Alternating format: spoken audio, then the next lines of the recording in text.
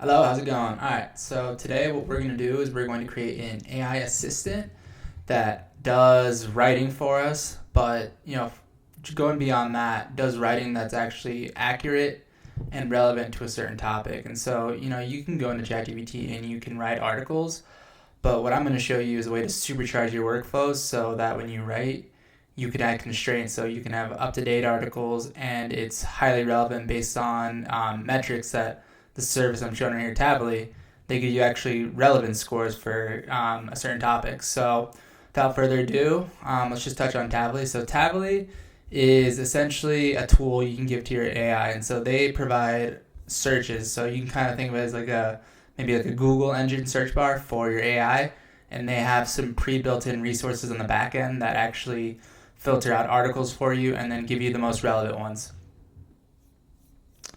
So to actually get started with Tavily, you're going to actually need to make an account. So I already have one, but I'll give you an idea what the pricing looks like really quick. So they do actually give you free API credits per month. So each search that you do with Tavily is one API credit. And so on the free plan, you can definitely get a feel for how this service works.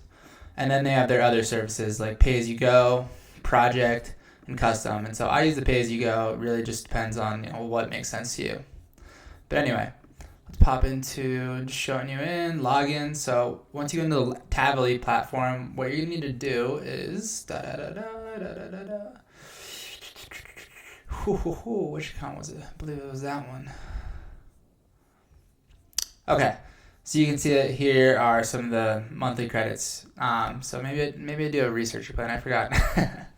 But anyway, what we really need from this platform is you're going to need an API key. And so this is how you actually access the Tavily platform through any kind of AI resource. And so you could use N8N for this if you're more of like a UI-based user. But I'm going to choose to use Python. So go ahead and copy this right here just by clicking that. And we're going to go back over to Python. But first, let's take a look at this. Okay, so I'm going to give you a breakdown of kind of what the system is that we're actually going to build here. And so I mentioned that we're going to be able to write these articles that are topic specific, and so it's going to take some sort of user input on a kind of topic. And so this could be something like maybe you want to write about cats, orange cats, or maybe you want to write about how motorcycles are changing throughout the years, something along those lines. Just give it a topic, very quick one-liner, and then we're going to use Tavily Search API to actually take that topic, and then it's going to find the most recent articles the most recent and most relevant articles to that topic. We're then going to filter those articles based on a relevance score that Tavily assigns. We're going to give it to our first AI agent. So we're using OpenAI here, but we're essentially prompted ChatGPT. And then we're going to have him just one by one summarize each article, what it's about.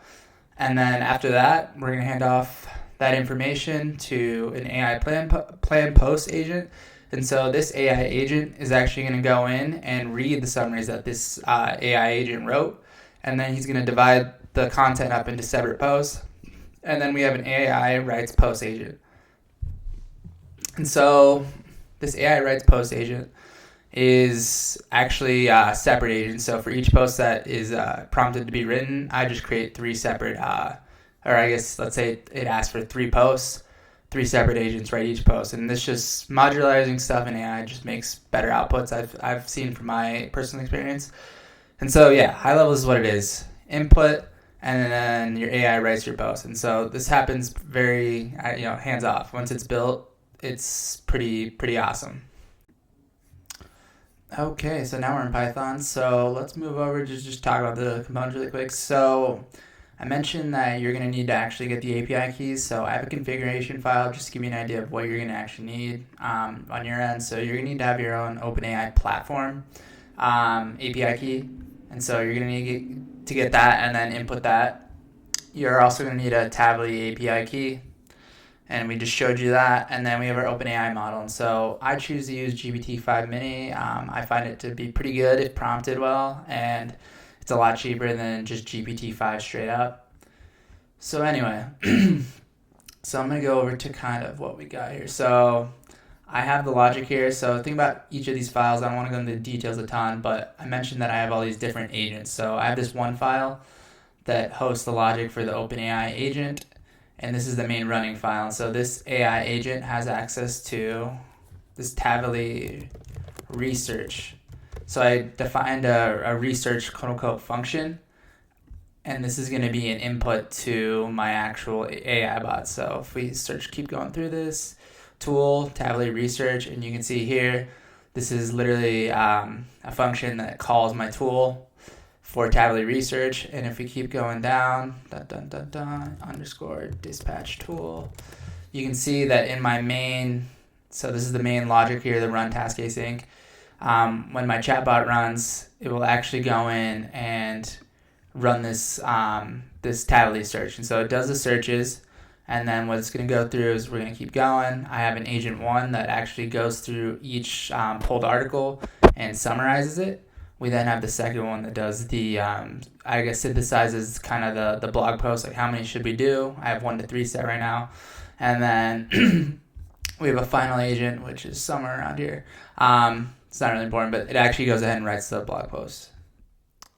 Awesome. So I just want to show you what an actual blog post looks like that was written by AI. So to actually write this blog post, what I did was ask about video AI generation in 2026 related to social media. So that was the query, 2026 social media video AI generation. And so it gives me this this topic here, brand safety. I guess this is one of the name of the articles. No, this is actually our article name. So brand safety in the age of mass generated video, avoiding the slop trap. So it gives us an intro. AI video generation is changing by how brands reach people on social platforms. It lets team produce polished clips faster and cheaper than before. The promise is real.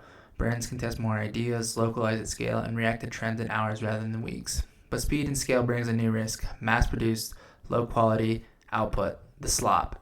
That looks generic, off-brand, or worse, misleading. This post is a short playbook for CMOs, social teams, and marketing ops. It balances the efficiency gains of AI with the reputational, legal, and quality risk you need to manage when you use AI to make video at scale. The problem: why low quality AI output harms brand equity?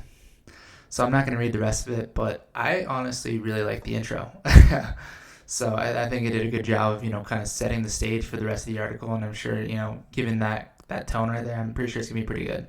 So you can see I just copied and pasted this from a .txt file, but to really polish up this platform, or I guess this workflow, you could have it do PDFs or go directly to your website, and then you could have it kind of set up as a draft, and then even from there, if you want to take it one step further, maybe you don't just want to have only text posts. You could have either it pulls in photos from online and it automatically links them and sources them, or you could have it do AI video generated, AI photo generated into your blog post. And so based on the blog post, it then starts to insert photos wherever you decide, and you have to prompt that in. It's obviously not as easy as it sounds right now, but you have to throw that logic in. But really, from here, the sky's the limit.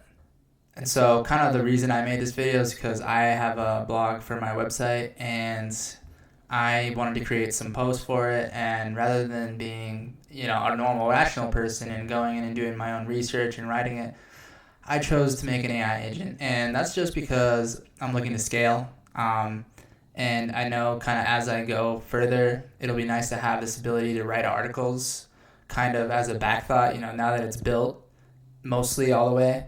I can just pump in one query, and then I can go and do another task. And then kind of along those lines, I'm kind of starting to build these little sub-agents under myself that go in and do this stuff. But, I hope I inspired you.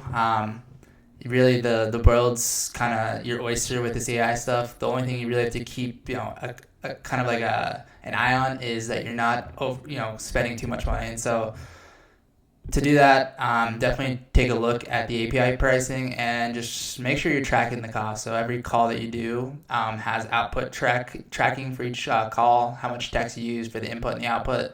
And I would just store that information, make sure you're not spending, if it's just you, $100,000 a month on API calls, which is, it's really unrealistic. It's not going to happen. But, just keep an eye on it. But yeah, that's really it. Hope you enjoyed the video. Drop a like, drop a subscribe, and I'll see you in the next one.